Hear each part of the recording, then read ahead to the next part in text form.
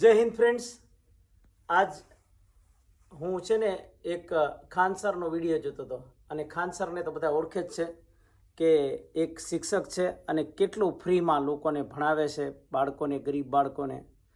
એટલે ખાન સરથી કોઈ એવો ભારતમાં વ્યક્તિ નહીં હોય કે જે વાકેફ નહીં હોય. એ કહે છે કે અગર कोई इसरो का वैज्ञानिक भी हो तो उसको भी मुखिया के चुनाव में हरा सकते हैं लोग.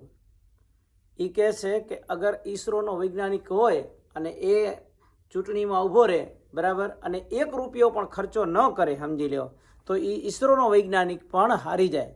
પણ રૂપિયા ખર્ચવાવાળો વ્યક્તિ અગર સમજી લો કે રૂપિયા આમ નોટોની થપ્પીઓ આમ ત્યાં કને વાપરે તો એ ચૂંટણીમાં જીતી જાય. એટલે એ વસ્તુ ખબર નથી પડતી.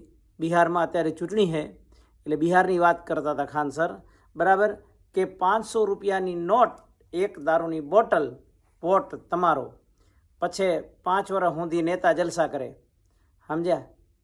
બાકી અગર જો એક પ્રમાણિક વ્યક્તિ અને એને જો ચૂંટણી લડવી હોય અને એને સમાજ માટે થઈને કાંઈક કરવું હોય, બરાબર, તો વગર રૂપિયે એ ચૂંટણી જીતી જાય એ શક્ય નથી.